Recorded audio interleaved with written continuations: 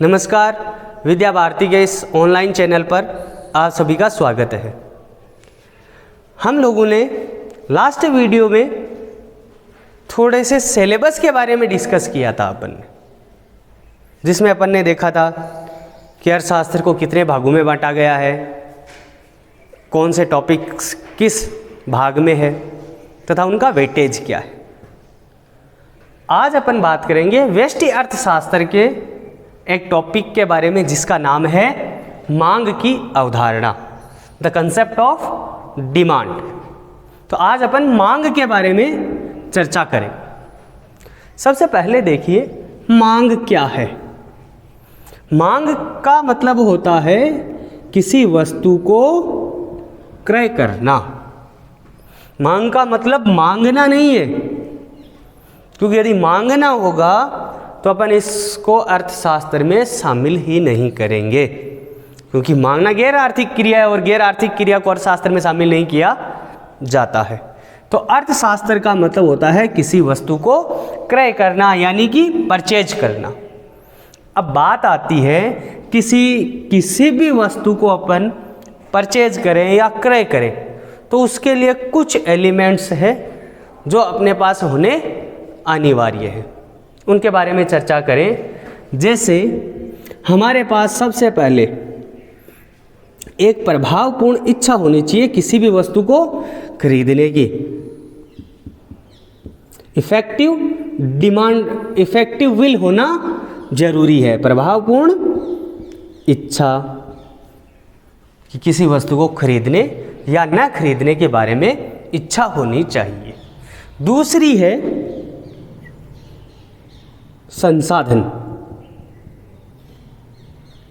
यानी हमारी जो प्रभावपूर्ण इच्छा है उसको पूरा करने के लिए हमारे पास क्या होने चाहिए, उस इच्छा को पूरा करने के लिए रिसोर्सेज जो होने ज़रूरी है। संसाधन यानी कि अर्थशास्त्र में धन से है। और तीसरा जो एलिमेंट है वो है इन संसाधनों को त्यागने की तत्परता। संसाधनों को त्यागने की तत्परता।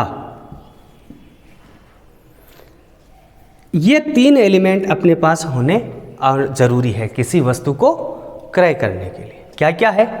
हमारे पास इफेक्टिव विल होनी ज़रूरी है, प्रभावपूर्ण इच्छा, उस इच्छा को पूरा करने के लिए संसाधन, और संसाधनों को त्यागने की तत्परता। इन तीनों चीज़ों को मिला दें तो बनती है आवश्यकता, यानी वांट्स बनती है। और ये हमारी आवश्यकता ही मांग का रूप ले लेती है। ठीक है, जैसे मान लीजिए मेरे को एक पुस्तक खरीदनी है, तो सबसे पहले इस पुस्तक को खरीदने के लिए क्या होनी चाहिए, मेरे मन में इच्छा होनी चाहिए, प्रभावपूर्ण इच्छा होनी चाहिए। फिर इस पुस्तक को खरीदने के लिए क्या चाहिए, संसाधन या फिर धन चाहिए। और दोनों चीज़ें हैं, इच्छा भी है और संसाधन भी है। फिर भी अपन उस वस्तु की आवश्यकता अभी तक नहीं बनी है। हमारे पास उस धन को, जो संसाधन मेरे पास उपलब्ध है, उसको त्यागने की तत्परता भी होनी चाहिए, यानी वो धन देकर बदले में पुस्तक लेने की तत्परता होनी अनिवार्य है। तो ये तीनों चीज़ें मेरे पास हो तो यह है मेरी पुस्तक खरीदना, मेरी क्या है, आवश्यकता है। और आवश्यकता ही मांग का स्वरूप ले लेती है। परंतु याद रखना एक चीज़ और, सभी आवश्यकताएं मांग नहीं हुआ करती है।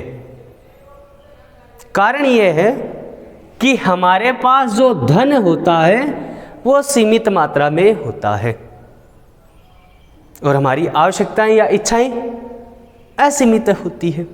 तो यहाँ से कक्षा 12 का एक क्वेश्चन लेकर आते हैं, चुनाव की समस्या उत्पन्न होती है। तो आपको कमेंट में यह बताना है कि अर्थशास्त्र को चुनाव का विज्ञान किसने बताया था। किसी अर्थशास्त्री ने अर्थशास्त्र को चुनाव का विज्ञान भी बताया था। कक्षा 11 में अपन पढ़कर निकले हैं, तो कमेंट में यह ज़रूर बताइएगा कि अर्थशास्त्र को चुनाव का विज्ञान किस अर्थशास्त्री ने कहा था। तो ये तीनों चीज़ें मिलकर क्रिएट करती है आवश्यकता को, और आवश्यकता ही कालांतर में किसका रूप ले लेती है, मांग का ले लेती है। तो अब अपन बात करते हैं मांग के बारे में। मांग जो है इसका मतलब होता है कि किसी वस्तु को परचेज करना या फिर क्रय करना, परंतु मांग की परिभाषा 3 अलग अलग संदर्भों में दी जाती है, या अपन कह सकते हैं कि इन 3 आधारों पर मांग की परिभाषा दी जाती है। सबसे पहले है कीमत, यानी कीमत के आधार पर मांग की परिभाषा अलग है, और दूसरा है समय, और तीसरा है मात्रा के आधार पर। इन 3 आधारों पर मांग की अलग अलग डेफिनेशंस है। कीमत के आधार पर अपन कह सकते हैं कि निश्चित कीमत पर क्रय की गई वस्तु या सेवा की मात्रा। सेकंड आता है समय। तो निश्चित समय में क्रय की गई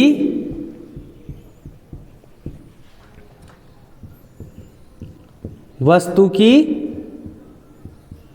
मात्रा मांग कहलाती है, और तीसरा आता है मात्रा के आधार पर। तो निश्चित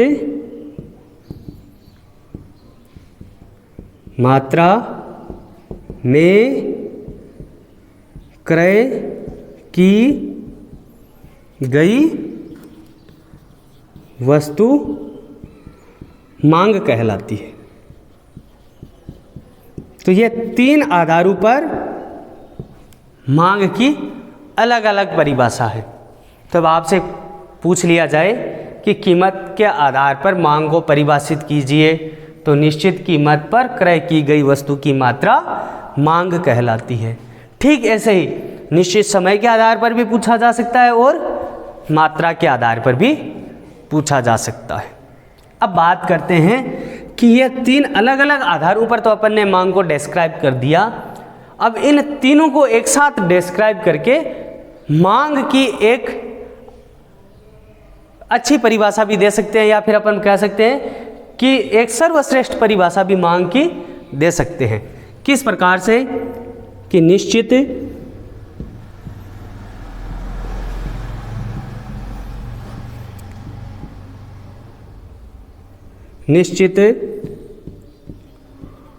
समय में निश्चित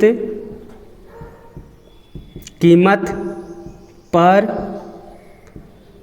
क्रय की गई वस्तु की निश्चित मात्रा मांग कहलाती है।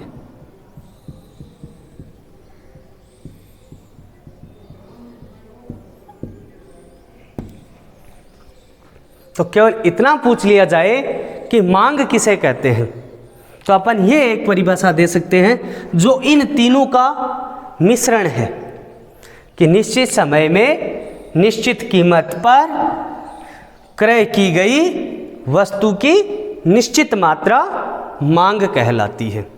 तो इन तीनों आधारों को एक साथ जोड़ के, इन तीनों का मिश्रण करके अपन ये मांग की एक सुव्यवस्थित परिभाषा भी बना सकते हैं। तो ये थी मांग, कि मांग किसे कहते हैं। अब आता है कि मांग के प्रकार, टाइप्स ऑफ डिमांड।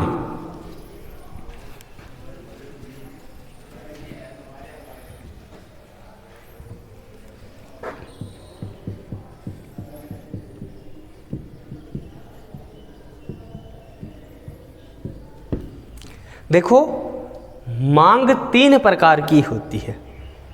सबसे पहली होती है कीमत मांग। कीमत मांग जिसे कहते हैं प्राइस डिमांड।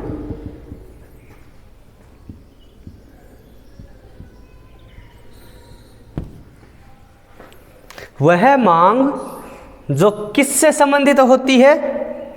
कीमत से संबंधित होती है, वो कीमत मांग कहलाती है। यानी अपन कह सकते हैं वह मांग जो कीमत से संबंधित होती है, कीमत मांग कहलाती है। कैसे? जैसे यदि किसी वस्तु की कीमत बढ़ती है तो उस वस्तु की डिमांड घटती है, यानी कीमत बढ़ती है तो उस वस्तु को कम खरीदा जाता है। और यदि किसी वस्तु की कीमत कम होती है तो उस वस्तु की डिमांड बढ़ती है इन नॉर्मल टाइम्स। इसके बारे में अपन आगे विस्तार पूर्वक चर्चा करेंगे। तो कीमत मांग वह मांग जो कीमत से संबंधित होती है, कीमत को रिलेट करती है, वो कीमत मांग कहलाती है। जैसे कीमत बढ़े तो मांग मात्रा कम होती है और कीमत कम होती है तो मांग मात्रा बढ़ जाया करती है। नेक्स्ट जो दूसरा प्रकार है वो है आय मांग। इसे कहते हैं इनकम डिमांड। वह मांग जो आय से संबंधित है वो आय मांग कहलाती है। एकदम नॉर्मल परिभाषाएं है। वह मांग जो आय से संबंधित होती है क्या कहलाती है? आय मांग। अब यहाँ पर देखिए, यदि इनकम बढ़ती है तो डिमांड भी बढ़ जाती है, और यदि इनकम कम होती है तो डिमांड भी कम हो जाया करती है। अब आगे बात करेंगे कि ऐसी कौन सी वस्तुएं हैं जिन पर यह फॉर्मूला भी लागू ना हो कि इनकम बढ़े और डिमांड घट जाए, इनकम कम हो डिमांड बढ़ जाए। ऐसी कुछ वस्तुएं भी है जिनके आगे बारे में अपन आगे विस्तार पूर्वक चर्चा करेंगे। परंतु सामान्य तौर पर अपन कह सकते हैं कि यदि किसी व्यक्ति की आय बढ़ती है तो वो व्यक्ति अपनी डिमांड को बढ़ा देता है, और यदि आय कम होती है तो अपनी डिमांड भी कम हो जाती है। जैसे मान लीजिए अक्स व्यक्ति का वेतन 10,000 रुपये है तो उसकी डिमांड 8,000 रुपये की है, और यदि उसका वेतन अक्स का इनकम 20,000 रुपये हो जाए तो उसकी डिमांड बढ़कर 18,000 रुपये हो जाती है। यानी कि जैसे ही उसका वेतन बढ़ा तो उसकी डिमांड भी बढ़ गई, और यदि वेतन घटेगा तो डिमांड भी घट जाएगी। तो इनकम डिमांड या आय मांग वह मांग जो आय से संबंधित होती है, आय मांग कहलाती है। आय बढ़ती है तो मांग मात्रा भी बढ़ती है, और आय घटती है तो मांग मात्रा भी घटती है। तीसरा प्रकार है वो है वस्तु मांग। इसके एक अलग नाम भी है, वो है आड़ी तिरछी मांग। आड़ी तिरछी मांग इसे कहते हैं क्रॉस डिमांड। जो कुछ वस्तुओं की मांग ऐसी भी होती है जो न तो कीमत पर डिपेंड करती है न आय पर डिपेंड करती है, वो दूसरी वस्तुओं पर निर्भर करती है, यानी अन्य वस्तुओं की कीमतों पर डिपेंड करती है। जैसे यदि पेट्रोल है, इसकी कीमत बढ़कर अभी जैसे मान लीजिए 90 रुपये में मिल रहा है, पेट्रोल की कीमत बढ़कर 200 रुपये लीटर हो जाए तो पेट्रोल से संबंधित जितने भी व्हीकल है उनकी डिमांड, पेट्रोल से संबंधित जितने भी व्हीकल हैं उनकी डिमांड ऑटोमेटिकली कम हो जाएगी। ध्यान देने वाली बात है, व्हीकल की कीमत नहीं बढ़ी है, उन वाहनों की कीमत नहीं बढ़ी है, कीमत बढ़ी है पेट्रोल की। तो पेट्रोल की कीमत बढ़ने से पेट्रोल से संबंधित जो भी व्हीकल है उनकी डिमांड कम हो जाएगी। जैसे बाज़ार में चलन हुआ था डीजल वाहनों का, कारण क्या था? पेट्रोल की कीमतें निरंतर बढ़ रही थी, उस वजह से डीजल से संबंधित जितने भी व्हीकल है उनकी डिमांड बढ़ने लग गई। अब आने वाले समय में इलेक्ट्रिकल व्हीकलों की डिमांड बढ़ने लग गई। रीज़न क्या है? पेट्रोल और डीजल दोनों की डिमांड बढ़ने लग गई है, प्राइस बढ़ने लग गई है। तो उसकी प्राइस बढ़ेगी तो कोई अन्य आविष्कार होता जा रहा है। यानी यदि पेट्रोल की कीमतें बढ़ेगी तो पेट्रोल से संबंधित जितने भी वाहन है, बाइक है या कार है, उनकी डिमांड कम हो जाएगी केवल पेट्रोल की प्राइस बढ़ने से ही। तो ठीक है, तो ये जो एक वस्तु की कीमत पे डिपेंड कर रही है दूसरी वस्तु की मांग, तो इस प्रकार की मांग कहलाती है वस्तु मांग। यानी कि यदि अपन इसकी परिभाषा लिखे तो देखें, यदि एक वस्तु की कीमत का प्रभाव दूसरी वस्तु की मांग मात्रा पर देखा जाता है तो उसे वस्तु मांग कहते हैं। वस्तु मांग या आड़ी तिरछी मांग कहते हैं। तो ये थे टाइप्स ऑफ डिमांड या फिर मांग के प्रकार। तो आज के लिए बस इतना ही। आपके लिए गृह कार्य में आज अपन ने जो परिभाषाएं बनाई हैं उसके बारे में, कि सबसे पहले आपको बताना है मांग क्या है, और मांग की 3 अलग अलग आधारों पर परिभाषा, कि कीमत मांग किसे कहते हैं, कीमत के आधार पर, और मात्रा के आधार पर, और समय के आधार पर। फिर आपको मांग की परिभाषा। उसके बाद मांग के प्रकार, 3 प्रकार, कीमत मांग, आय मांग और वस्तु मांग। इन तीनों की अलग अलग परिभाषाएं, कि कीमत मांग वह मांग जो कीमत से संबंधित होती है, आय मांग वह मांग जो आय से संबंधित होती है, और वस्तु मांग जो दूसरी वस्तु की कीमत से प्रभावित होती है, वो वस्तु मांग। या फिर अपन कह सकते हैं कि यदि एक वस्तु की कीमत का प्रभाव दूसरी वस्तु की मांग पर देखा जाता है तो उसे वस्तु मांग या आड़ी तिरछी मांग कहते हैं। और बाकी जो मैंने पूछा था आपसे चुनाव से संबंधित, यानी अर्थशास्त्र को चुनाव का विज्ञान किसने बताया था, तो उसका आप कमेंट में ज़रूर आंसर दीजिएगा। मिलते हैं नेक्स्ट वीडियो में।